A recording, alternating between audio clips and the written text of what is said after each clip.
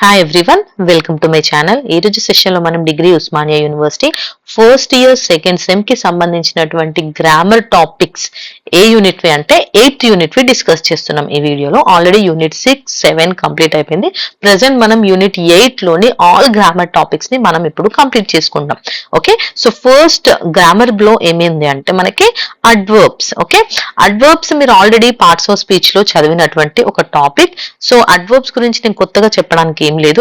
Adverb is a word that modifies verbs, adjectives or another adverb. So ఇది verb ని కానీ adjective ని కానీ ఇంకొక అడ్వర్బ్ ని కానీ క్వాలిఫై చేస్తుంది, దాని గురించి చెప్తుంది అన్నమాట. ఓకే, లైక్ దాని ఎలా, ఎప్పుడు, ఏంటి, ఇలా ప్లేసెస్ కి సంబంధించినవి అండ్ ఎలా ఉంటుంది, లైక్ ఫాస్టా, స్లోనా, క్విక్లీనా, ఇలా అండ్ దెన్ మేనర్ కూడా ఉంటుంది, ఆఫ్టర్, బిఫోర్, ఇలాంటివి ఇవన్నీ కూడా మనం జనరల్ గా అడ్వర్బ్స్ ని చూసాము. సో ఇప్పుడు మనం ఒకసారి ఎగ్జాంపుల్స్ చూస్తే, ఇప్పుడు అడ్వర్బ్స్ ఆఫ్ మేనర్ అంటే ఎగ్జాంపుల్ వచ్చేసి క్విక్లీ, ఓకే, ఫాస్ట్ గా కంప్లీట్ చేసుకోవడం.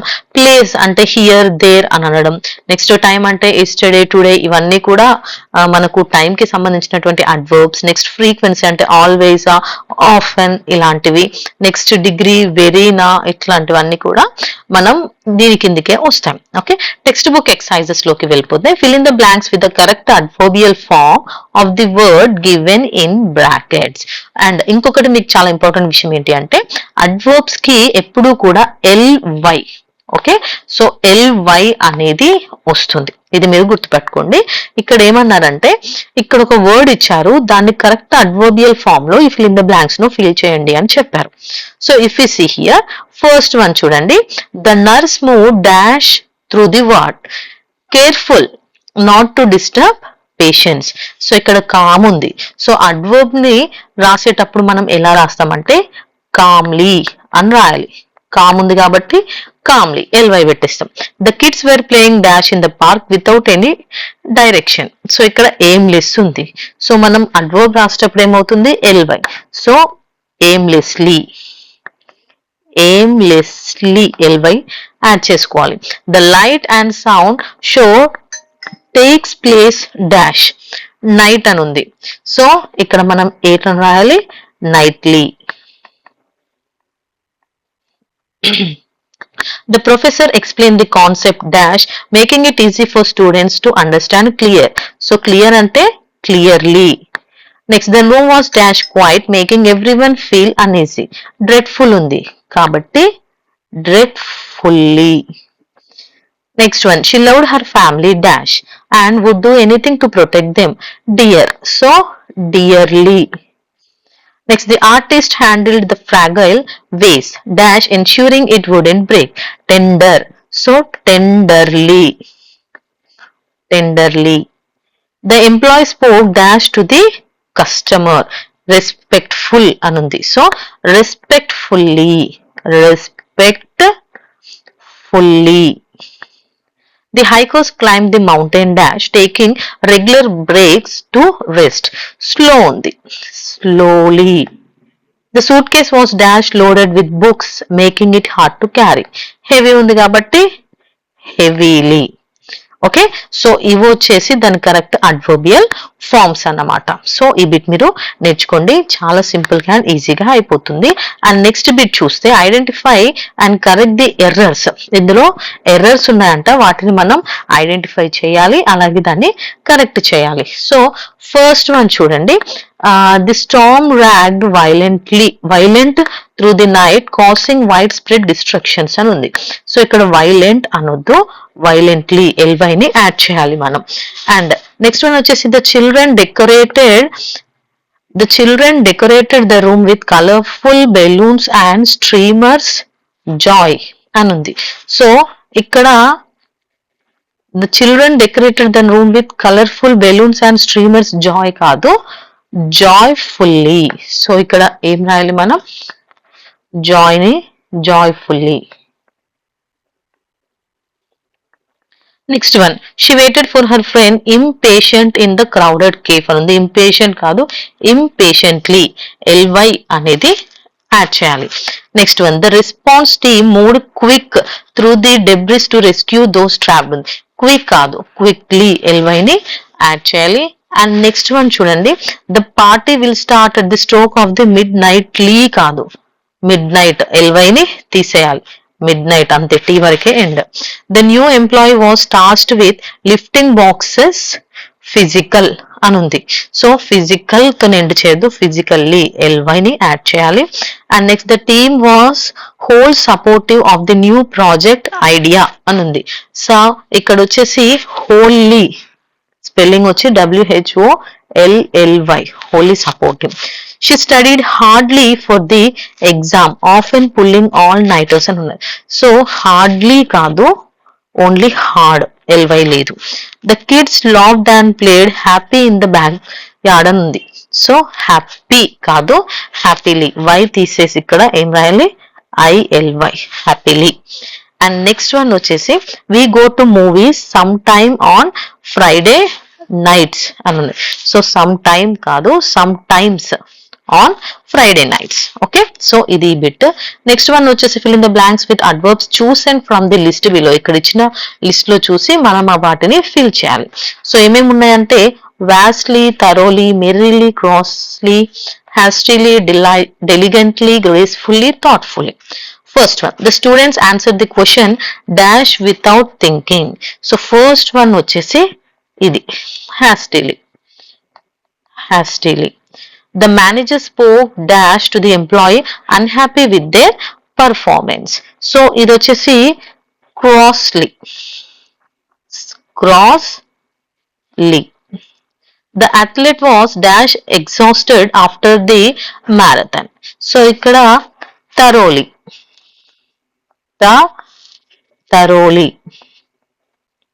So ఇది. Next one, the new employee worked dash to meet the deadline. So ఇది వచ్చేసి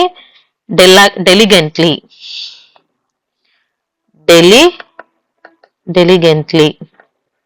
Next one, the children laughed dash as they played with bubbles. Merrily, ఇక్కడ ఉంది చూడండి, merrily. Next one, the artist worked dash on the painting adding intricate details.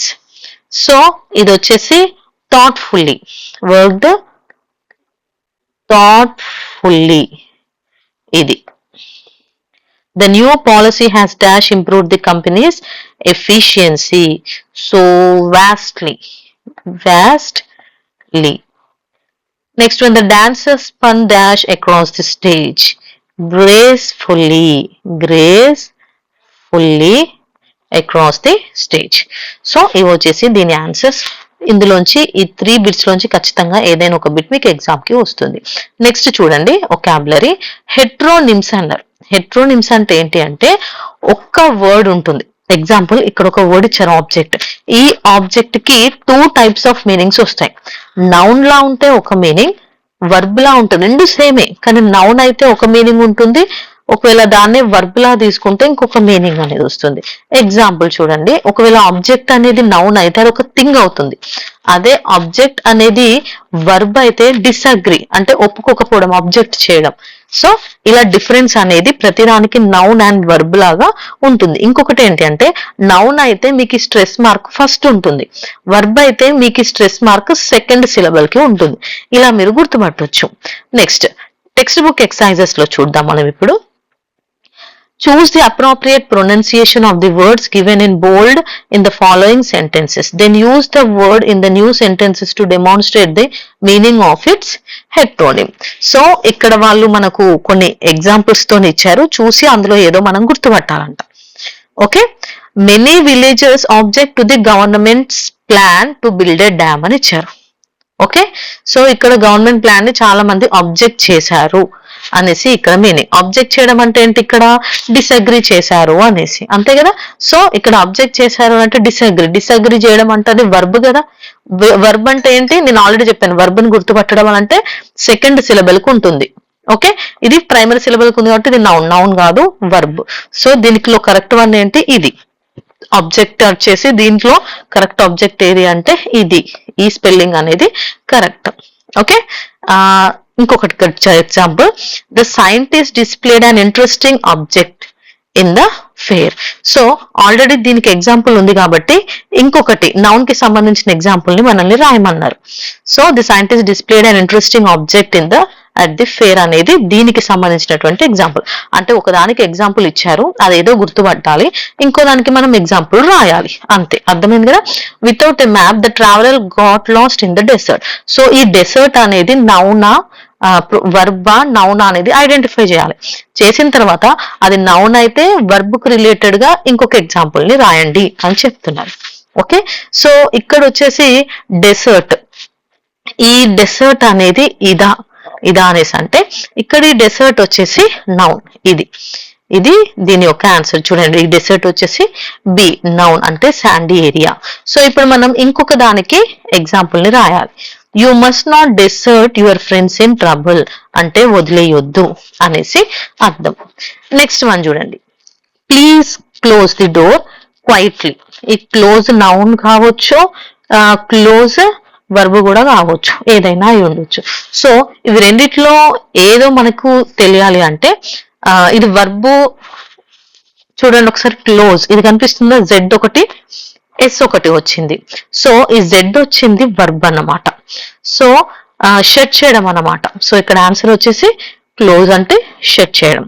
So ఇంకొక దానికి close అంటే దగ్గరలో ఉంది అనడానికి, the school is close to my home. So ఇది వచ్చేసి మనకి ఇక్కడ అడ్జెక్టివ్ ఫామ్ లో ఉంది. చూడండి, ఇది నౌన్ అవ్వచ్చు, ఇక్కడ క్లోజ్ అనేది అడ్జెక్టివ్. సో ఇది అడ్జెక్టివ్ టైప్ లో ఉంది. అండ్ నెక్స్ట్ వన్ వచ్చేసి the city's sewer system needed urgent repair to prevent health hazards. So ఇక్కడ ఈ స్యూయర్ అంటే ఆన్సర్ ఏంటి అని అంటే ఏ అంటే ఇది దీని యొక్క ఆన్సర్. సో బి కి సంబంధించినటువంటి సెంటెన్స్ ఇది, the man sued the company. She try to record the song in one take. Record చేయడం అంటే ఏంటి, అన్నింటినీ మనము ఫోన్ లో రికార్డ్ చేస్తాం కదా క్యాసెట్ లాగా. సో ఆ రికార్డ్ చేయడం అనమాట. సో ఇది వచ్చేసి ఇక్కడ వర్బ్ కాబట్టి ఇది దీని ఆన్సర్. సో ఈ రికార్డ్ అంటే ఇప్పుడు మనం ఏదైనా రికార్డ్ రాస్తాం కదా, సో దాని లాంటి వర్డ్ అన్నమాట ఇది నౌన్. దీనికి సంబంధించిన ఎగ్జాంపుల్ ఇక్కడ ఉంది, the band released their first record last year. Next one digest అన్నారు. It is essential to digest food properly. So ఈ డైజెస్ట్ ఇవి రెండిట్లో ఏది అనేసి అంటే ఇది డైజెస్ట్, అరగడం. ఓకే, ఫుడ్ అరగడం అనేసి. సో ఈ డైజెస్ట్ కి మనం ఎగ్జాంపుల్ ఏం రాస్తాం, he read the digest for the week's news అనేసి. ఓకే, అండ్ నెక్స్ట్ బిట్ చూడండి, choose the correct sentence for each heteronym. So రెండిట్లో కరెక్ట్ ఏదో దాన్ని చూస్ చేయండి అన్నారు. The hikers went for a slaughter in the morning. It is time for the snake to slaught its skin. So ఇవి రెండిట్లో ఏది correct అంటే first one wrong, only second one మాత్రమే కరెక్ట్. సో బి ఒక్కటే కరెక్ట్, ఇక్కడ A correct కాదు, only B మాత్రమే correct. The minute details of the painting were exquisite. The meeting will start in a minute, so let's hurry అని ఉంది. So ఇవి రెండు sentences కూడా correct. So both A and B are correct. Third one is the right answer. The nurse carefully cleaned and bandaged the wound. The sun wound down below the horizon quickly. So ఇక్కడ both A and B are correct. The tour guide will lead the group through a museum. The old house had high levels of lead in the paint. So ఇవి కూడా both A and B are correct. So ఇవన్నీ కూడా correct. Next ఇక్కడ ఏం అడుగుతున్నారంటే matching చేయమని అడుగుతున్నారు. Okay, so if you see here first one కి మనం మ్యాచ్ చేయాలి. అబ్యూస్ అన్నారు. సో అబ్యూస్ అంటే ఏంటి, టు మిస్యూస్ ఆర్ మిస్ట్రీట్ అన్నమాట, వర్బల్ గా ఇన్సల్ట్ చేయడం. సో అది ఎక్కడుందో చూడండి, misuse or mistreat verbal insult వచ్చేసి డి. సో దీని ఆన్సర్ వచ్చేసి డి. నెక్స్ట్ వన్ వచ్చేసి బఫెట్. బఫెట్ అంటే తెలుసు కదా, మీల్ ఫుడ్ అంటారు. సో ఎక్కడైనా ఉందా మీల్ ఫుడ్, ఇగో సి లో ఉంది. So C. నెక్స్ట్ వన్ వచ్చేసి కన్సోల్ అంటే ఏంటి, వేరే వాళ్ళని కంట్రోల్ చేయడం, ఓదార్పు చేయడం అన్నమాట. సో దీనికి రిలేటెడ్ గా to provide control or comfort. Okay, B లో ఉంది. So B is the answer. Next one వచ్చేసి లైవ్ ఆర్ లివ్ అంటే ఎగ్జిస్ట్ అవ్వడం అన్నమాట, బ్రతకడం, ప్రాణం ఉండడం. So G is the right answer. Next contract అంటే తగ్గిపోవడం అన్నమాట, దగ్గరికి రావడం, డిక్రీస్ అవ్వడం. So F is the answer. Next resume అంటే ఒకరి గురించి వాళ్ళ ఎడ్యుకేషనల్ డీటెయిల్స్ అన్ని ఉండడం. సో ఎక్కడున్నది సమ్మరీ ఆఫ్ వన్స్ ఎడ్యుకేషన్ అన్నారు. సో ఈ is the right answer. Next Dove అనేది పక్షి అని తెలుసు కదా, so it's a type of bird. A is the right answer. So దీంతోనే ఈ బిట్ కంప్లీట్ అయిపోయింది. నెక్స్ట్ స్పెల్లింగ్స్ చూస్తే మనకు ఇంగ్లీష్ లో స్పెల్లింగ్స్ లో చాలా సార్లు కన్ఫ్యూజ్ అవుతుంది, ఇది కరెక్టా అది కరెక్టా, ఒక్కోసారి అది కనిపిస్తుంది ఒకసారి ఇది కనిపిస్తుంది.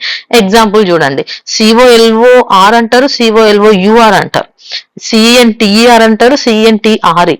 సో ఇలా మనం చాలా వరకు కన్ఫ్యూజ్ అవుతూ ఉంటాం ఎందుకు అనేసి. సో ఇవి వచ్చేసి అమెరికన్ ఇంగ్లీష్, ఇది వచ్చేసి British English. Okay, so American English British English ని బట్టి ఇవి చేంజ్ అవుతూ ఉంటాయి అన్నమాట. సో అమెరికన్ ఇంగ్లీష్ లో ఎక్కువగా OR, IZD, ER, SC అని ఎండ్ అవుతుంది. అదే మనం బ్రిటిష్ ఇంగ్లీష్ చూసుకుంటే OUR, ISC, RECE ఇలా ఎండ్ అవుతుంది అన్నమాట.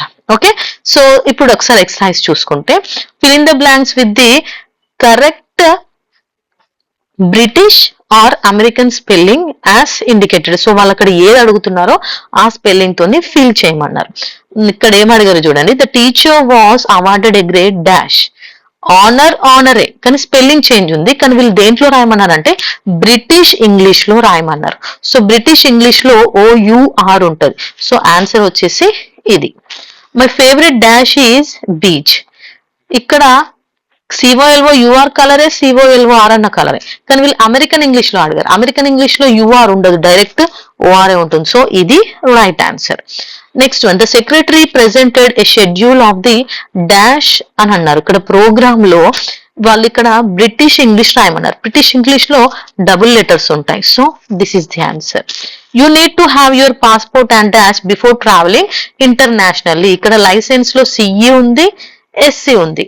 సో ఇక్కడ వాళ్ళు అమెరికన్ ఇంగ్లీష్ అడిగారు, అమెరికన్ ఇంగ్లీష్ లో SC నే యూజ్ చేస్తాం. So this is the answer. The doctor must dash the patients condition carefully. Analyse. Okay, so British English లో అడిగారు. బ్రిటిష్ ఇంగ్లీష్ లో మనం SE ని యూజ్ చేస్తాం. ఓకే, సో ZD ని యూజ్ చేయం, SC ని, అంటే ఈ రెండు ఇలా ZD SC ప్లేస్ లో SC నే యూజ్ చేస్తాం. సో బ్రిటిష్ ఇంగ్లీష్ లో అనలైజ్ అంటే ఈ స్పెల్లింగ్ రాయాలి. సో నెక్స్ట్ వన్ చూడండి, convert the following British English spellings into American English spellings. So ఇక్కడ మీకు ఇవన్నీ కూడా ఏంటి అంటే బ్రిటిష్ ఇంగ్లీష్, దీన్ని మీరు అమెరికన్ ఇంగ్లీష్ లోకి మార్చాలి. ఇక్కడ మార్చి ఉన్నాయి చూడండి. సో పార్లర్ LOUR, అదే మీరు ఇక్కడ అమెరికన్ ఇంగ్లీష్ లో రాస్తే LOR.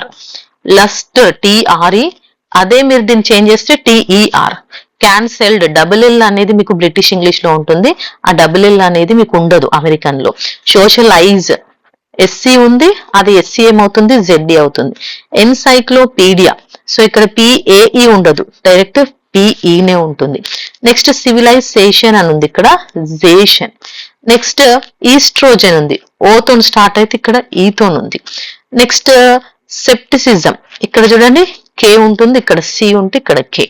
నెక్స్ట్ పైజామాస్, ఇక్కడ చూడండి పా, ఇలా ఉంటుంది అనమాట. సో ఇది వచ్చేసి దీని ఆన్సర్. సో ఇది ఇస్తే మీరు ఈ విధంగా రాయాలి ఆన్సర్స్ ని.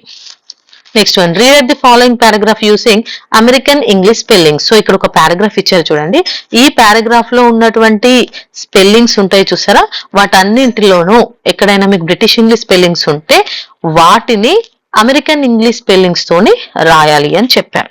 అర్థమైందా? సో ఇక్కడ నైబర్ చూడండి, neighbour. Next travelling, okay. Next centre, she realise ఉంది. Next organiser, next theatre, next commenced the actor, next grey, next delivering the human, dialogues, she arrived, it was her favourite, ఇది కూడా. And next sense of pride and honour. Okay, so ఈ words అన్నిటిని change చేసి ఇక్కడ ఉన్నాయి చూడండి, neighbour, travelling, centre, realised, organiser, theatre, grey, favourite, next వచ్చేసి honour. Okay, so వాటిని చేంజ్ చేసి రాయమని చెప్పాను. సో నెక్స్ట్ వన్ వచ్చేసి ప్రొనౌన్సియేషన్. సెంటెన్స్ స్ట్రెస్ అన్నారు. స్ట్రెస్ లో మనకు సిలబల్ స్ట్రెస్ కాదు, సెంటెన్స్ లో కొన్ని వర్డ్స్ ఉంటాయి, like noun, main, verbs, adjectives ఉంటాయి. సో అలాంటి వాటిని స్ట్రెస్ చేయడాన్ని సెంటెన్స్ స్ట్రెస్ అనేసి అంటారు. సో టెక్స్ట్ బుక్ లో కొన్ని ఎక్సర్సైజ్ ఇచ్చారు చూడండి. Identify which words or phrases can be stressed in the following sentences. దేన్ని స్ట్రెస్ చేస్తారు అనేసి అడిగారు. సో ఇక్కడ చూడండి, మనం నౌన్స్ ని కానీ ఇక్కడ ఆల్రెడీ చెప్పాను కదా, నౌన్స్, వర్బ్స్, అడ్జెక్టివ్స్, అడ్వర్బ్స్ వీటిని మాత్రమే ఎక్కువగా యూజ్ చేస్తాం. ఆర్టికల్స్, ప్రిపోజిషన్స్, ప్రొనౌన్స్, ఆక్సిలరీస్ ఇవన్నీ ఉంటాయి చూసినారా, వీటిని మనం స్ట్రెస్ చేయం. సో దాన్ని బట్టి ఇప్పుడు మనకు అర్థమైంది కదా వేటిని మనం తీసుకోవాలి అనేసి. సో ఇందులో ద సూప్ అన్నది దానిది ఆర్టికల్, సో దాన్ని తీసుకోము. సూప్ అనేది స్ట్రెస్ చేసే వర్డ్. సో నీడ్ అనేది వర్బ్ కావాలి, మోర్ ఎక్కువ అడ్జెక్టివ్, సాల్ట్ అనేది నౌన్, సో అది తీసుకోవాలి, రైస్ అనేది నౌన్, సో ఇది వచ్చేసి adverb, so under cooked. So ఇలా అన్ని మెయిన్ వర్డ్స్ ని తీసుకుంటే అవే స్ట్రెస్డ్ వర్బ్స్. నెక్స్ట్ ఇందులో టోల్డ్, హాసిని, క్యాన్సిల్, సబ్స్క్రిప్షన్ అంతే. నెక్స్ట్ ఇందులో ప్రొనౌన్ తీసుకోవద్దు కాబట్టి దే తీసుకోము, ఆర్ ని తీసుకోము, ఎందుకంటే ఇది ప్రిపోజిషన్ కాబట్టి. ప్రాబబ్లీ తీసుకోవచ్చు, స్టిల్ తీసుకోవచ్చు, క్లాస్ రూమ్ తీసుకోవచ్చు. నెక్స్ట్ స్పోక్, సోమా, next every, evening, last month. Okay, the game was cancelled because of the rain. ఇక్కడ వచ్చేసి game cancelled and rain. Okay, so ఇవి వచ్చేసి స్ట్రెస్ చేసినటువంటి words or phrases. So next one వచ్చేసి LSR W. So LSR W మనకి ఏముంది అంటే just a minute, jam, మీకు ఆల్రెడీ తెలిసే ఉంటుంది. ఇది క్లాస్ రూమ్ స్పీకింగ్ స్కిల్స్ కిందకి వస్తుంది. ఇది ఆల్రెడీ మీరు ఇంటర్మీడియట్ లో ఉన్నప్పుడు ఇంగ్లీష్ ప్రాక్టికల్ లో ఉన్నటువంటి టాపిక్. మీకు ఒక చిన్న టాపిక్ ఇస్తారు, ఆ టాపిక్ గురించి మీరు ఒక 1 minute మాట్లాడాలి తడబడకుండా ఇంగ్లీష్ లో. దాన్ని జామ్ 1 minute అనేసి అంటారు. ఓకే, సో ఎగ్జాంపుల్ మీకు ఇష్టమైన ఫెస్టివల్ గురించి, the place I want to visit, ఇలా ఏదైనా కావచ్చు.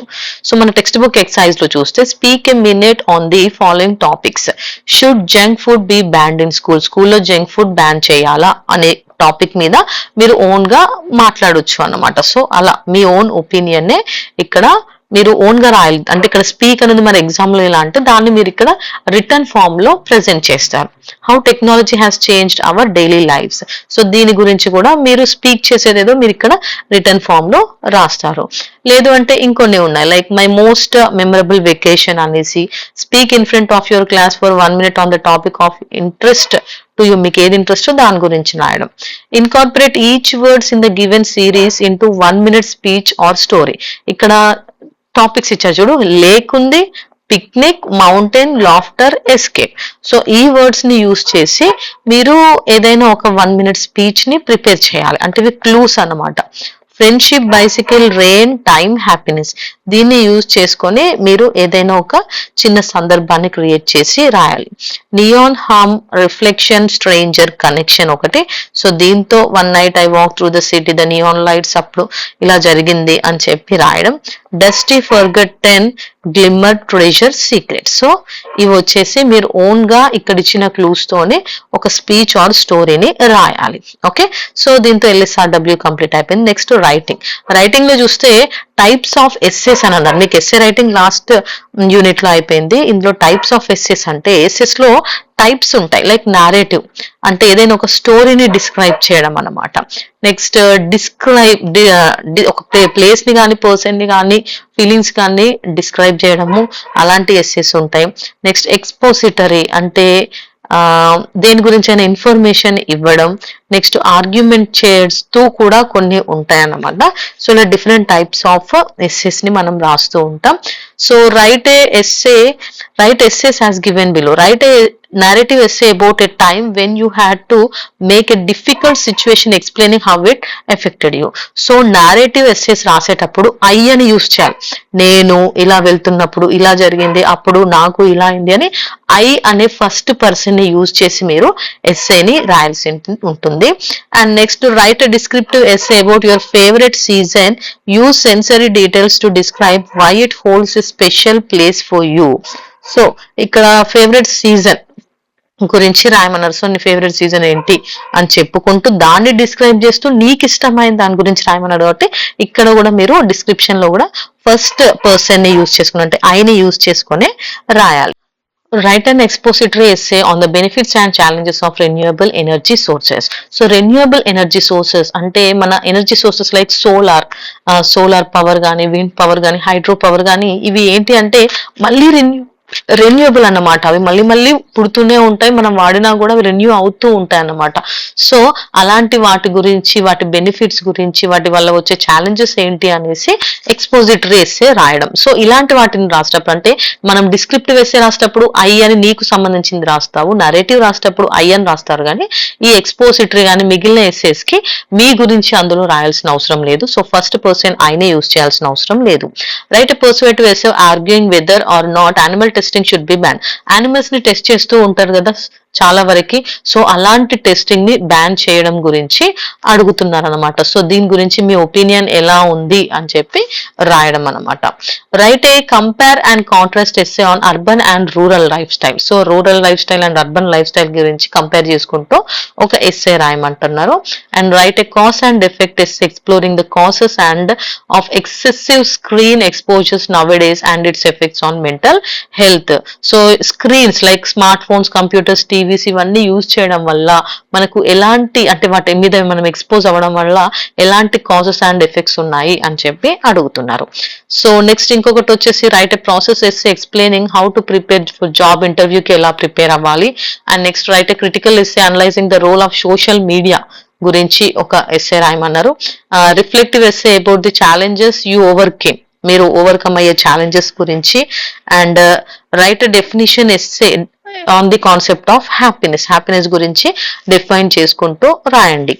In small groups enact a scenario where a disagreement takes place between friends and how they work together to resolve their differences. So ఎలా resolve చేసుకున్నారు ఇద్దరు డిస్అగ్రిమెంట్స్ ని అని చెప్పుకుంటూ ఇద్దరు ఫ్రెండ్స్ మధ్యలో జరిగే ఆర్గ్యుమెంట్స్ గురించి కానీ, గ్రూప్ లో జరిగే ఆర్గ్యుమెంట్స్ ని కానీ ఎలా చేస్తారు అని చెప్పి రాయమన్నారు. ఓకే, సో నెక్స్ట్ వచ్చేసి స్కిల్స్ అంటే ఎమోషనల్ ఇంటెలిజెన్స్ అన్నమాట. ఎమోషనల్ ఇంటెలిజెన్స్ అంటే ఏంటి? This is the ability to recognise, understand, manage and influence your own emotions and those of others. మీ ఎమోషన్స్ ని అలాగే మీ చుట్టూ ఉన్న వాళ్ళ ఎమోషన్స్ అన్నిటిని అర్థం చేసుకోవడం, గుర్తించడం, వాటిని మేనేజ్ చేయడం, అలాగే వాటి వల్ల ఇన్ఫ్లుయెన్స్ అవ్వడం, దీన్ని ఎమోషనల్ ఇంటెలిజెన్స్ అంటారు. అంటే వేరే వాళ్ళని చూసి వాళ్ళ ఎమోషన్స్ ని బట్టి మనం రియాక్ట్ అవ్వడం, అర్థం చేసుకోవడం, ఇవన్నీ ఎమోషనల్ ఇంటెలిజెన్స్ కిందకే వస్తాయి. ఎగ్జాంపుల్ చూడండి, text book example. Write about any strong emotional reaction you have experienced during the past few days నుంచి మీరు స్ట్రాంగ్ గా ఎక్స్పీరియన్స్ అయినటువంటి ఏదైనా ఎమోషనల్ రియాక్షన్ గురించి రాయండి అన్నారు. What cause the reaction and how did you deal with it, would you change anything about the way you handled the situation. So నువ్వు ఏదైనా ఎమోషనల్ సిచ్యువేషన్ ని ఫేస్ చేసావా, దాన్ని ఎలా ఫేస్ చేసావా, ఎలా హ్యాండిల్ చేసావా అని అడుగుతున్నారు. In small groups, enact a scenario where the disagreement takes place between friends and how they work together to resolve their differences. So friends ఉంటారు కదా, సో మిస్అండర్స్టాండింగ్స్ ఉంటాయి. సో అలాంటి టైంలో ఎలా రిజాల్వ్ చేసుకున్నారు వాళ్ళ మధ్యలో ఉన్న డిఫరెన్సెస్ ని, ఆ మిస్అండర్స్టాండింగ్స్ ని అనేసి అడుగుతున్నారు. సో ఇది వచ్చేసి యూనిట్ 8 కి సంబంధించినటువంటి ఆల్ గ్రామర్ టాపిక్స్ అన్నమాట. మనం మళ్ళీ నెక్స్ట్ యూనిట్ తోని కలుద్దాం. Until then see you all, bye by.